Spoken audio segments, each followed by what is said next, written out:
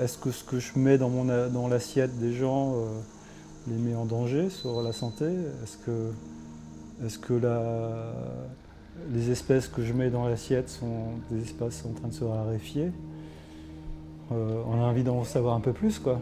On a envie En tout cas, ouais, en tant que professionnel, du coup, on porte ce rôle-là, quoi.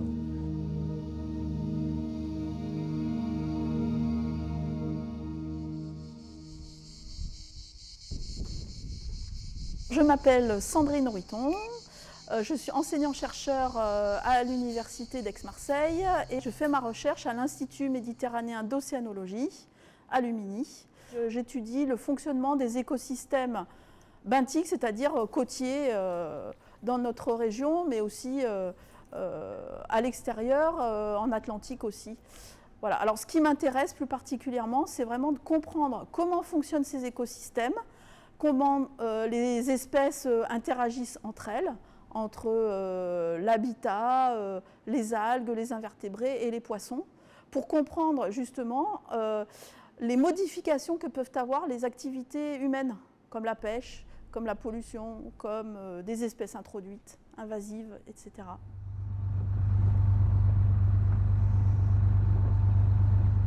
Je m'appelle Sifin Ashraf, donc je suis pêcheur. Donc je suis jeune patron, ou chef d'entreprise maintenant. Patron, pêcheur, malheureusement ça n'existe presque plus. C'est plus comme avant. Et donc je me lance dans le métier. Je suis fils de pêcheur, quand même j'ai les mains dans la poisson depuis pas mal de temps.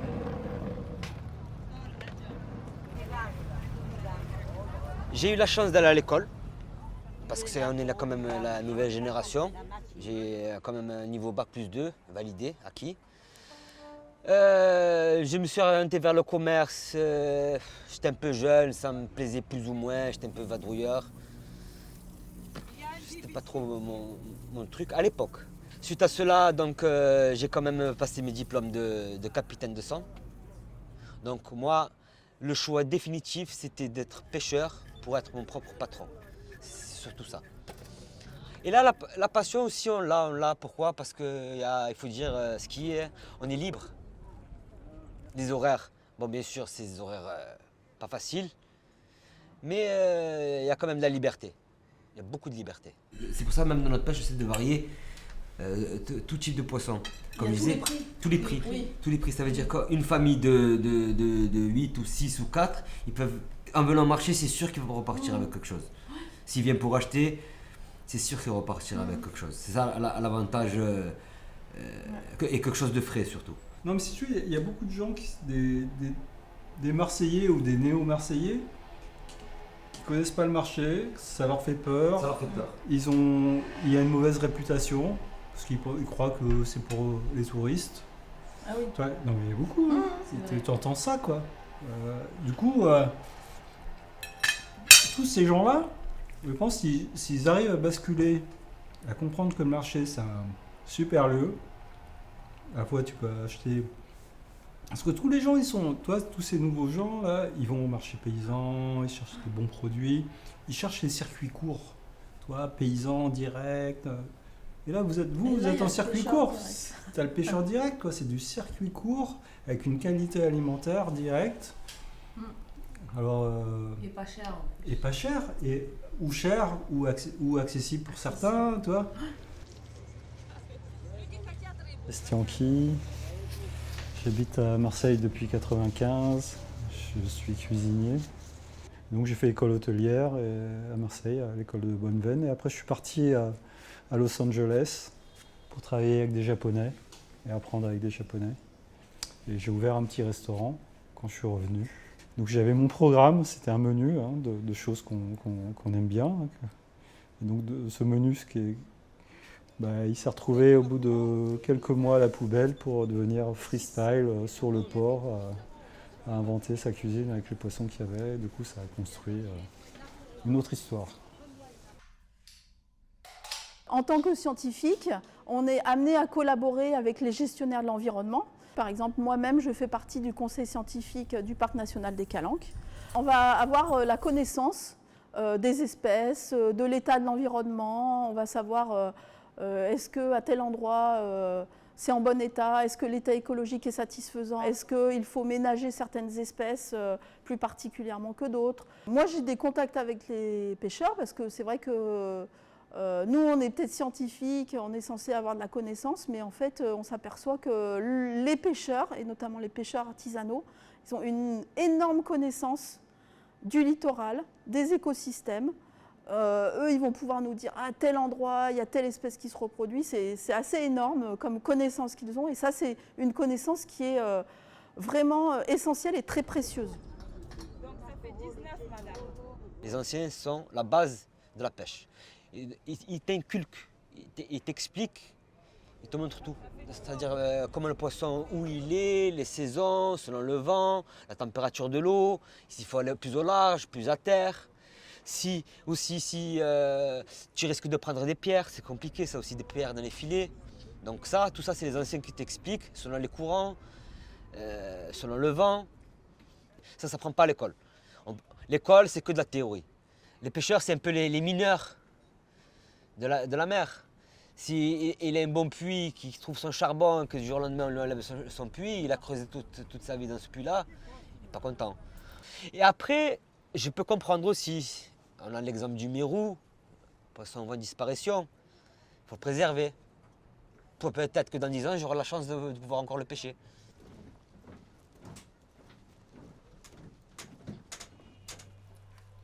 C'est pas écraser trop les merlans qui sont plus fragiles. Donc par contrainte de mauvais temps, par contrainte de saisonnalité, par contrainte des techniques de pêche différentes, et du coup travailler avec ce qu'il y a et inventer une cuisine avec ce qu'il y a. On est tous un peu feignants, quoi. Du coup, être feignant, c'est de dire, ah tiens, il y a ce plat-là que je sais bien faire, qui fonctionne bien, je sais que je vais être à l'aise dessus, tu peux aller sur des chemins plus faciles.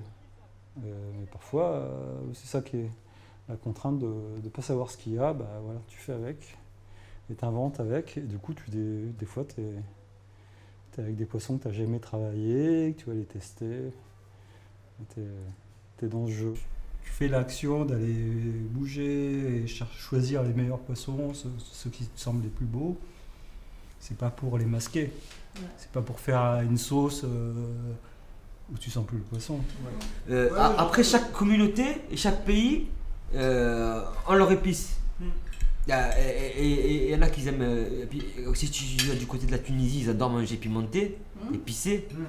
Tu vois, pareil pour la communauté Afrique noire, hein, il faut qu'on mange avec du pain. Oui. Hein, on est 6 voire 8 à table. Tu comprends bien que la maman elle n'a pas le temps tu vois, de peaufiner. Non, mais parce après, que quand tu dis masquer, je vais en venir au masquage. Ouais, ok, j'entends. Parce que voilà, nous après. Maman. Il n'y a pas un client qui demande plus de poissons qu'un autre. Il faut savoir que déjà, il n'a pas le choix. Il y a les poissons de saison. Donc, là, notamment aujourd'hui, là c'est la dorade, par exemple. Après le merlan, on a la chance de pouvoir le pêcher toute l'année. Donc c'est pour ça que je n'ai pas pris de risque. Comme si je suis jeune pêcheur, j'ai embarqué du matériel de pêche qui me permettra de pêcher tout au long de l'année. Donc comme je disais, merlan, maquereau, tout ce qu'il en est. Ensuite, il faut comprendre, au Vieux-Port, c'est des connaisseurs. Donc ils veulent du poisson frais. Et surtout, c'est des clients de communauté.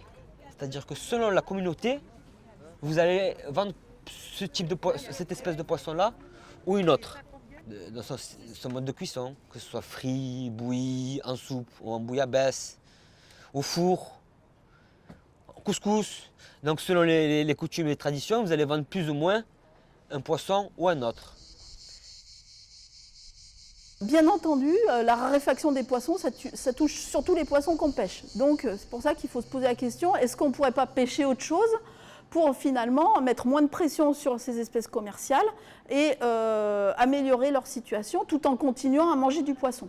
Alors la saupe, c'est un poisson en effet qui est un peu délaissé par les consommateurs, mais c'est un poisson qui est quand même très présent sur notre littoral, qui est commun, on peut dire que c'est vraiment un poisson très commun, qui se déplace en bancs très importants, parfois de plusieurs centaines d'individus, de 30-35 cm, donc ça fait beaucoup de ressources, et cette ressource n'est pas exploitée. Donc ça pourrait être en effet une solution pour laisser un petit peu de liberté aux autres espèces, hein, essayer de s'habituer à consommer d'autres poissons. Alors la sope, c'est un poisson ultra négligé. C'est limite un pêcheur, si un pêcheur à la ligne a la chance, je vais expliquer pour la chance de pêcher ce poisson, en général il va le rejeter à l'eau. Pourquoi la chance? Parce que c'est un poisson qui est herbivore.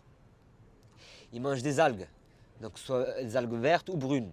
Donc je ne vois pas un pêcheur à la ligne mettre des algues à l'hameçon. Voilà pourquoi s'il a la chance d'en pêcher un. Ensuite, c'est un poisson qui est herbivore. Qui dit herbivore dit un poisson fort, un peu comme le mulet. Très fort en goût. Très fort en goût. Après, la sope, pareil, c'est communautaire, c'est très méditerranéen. Hein, la saupe, ou dorade rayée pour les Parisiens. Dorade en pyjama pour la blague. C'est un poisson qui est dit hallucinogène. Bon, j'en mange et j'attends toujours. Hein. C'est vrai qu'en général, il faut le manger le jour même. Sorti de l'eau, il faut le vider. C'est ce qu'on dit. Donc c'est un poisson qui est négligé, mais petit à petit qui revient, il revient. C'est un poisson aussi qui est assez très bas prix. Hein. C'est pas le poisson du pauvre, mais c'est un poisson qui est, comme je disais encore pour donner un ordre d'idée, ça coûte 4 €, 6 €. Une dorade aujourd'hui, là, c'est entre 16 et 18 €.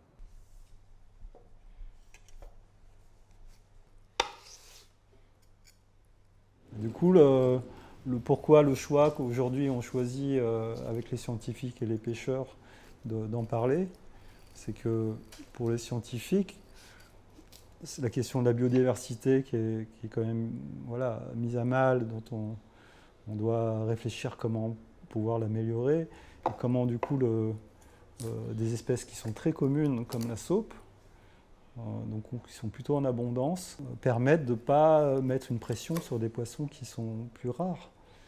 Donc consommons aussi ces espèces plus communes, qui ont une mauvaise réputation.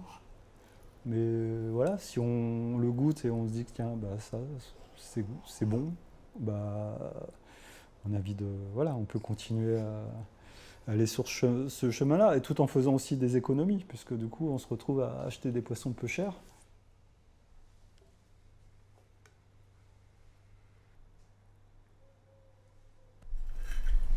Ouais, c'est vraiment bon.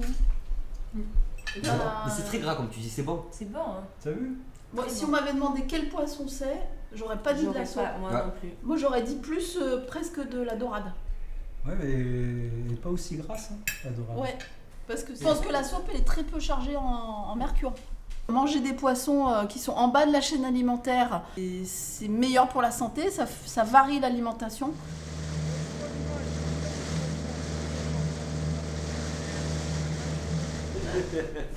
Bon, sur ce, on va vous quitter. Ouais, Demain, non, mais il y a des travailleurs. demain, on retourne à la pêche. Si tu veux travailler, il faut que je travaille.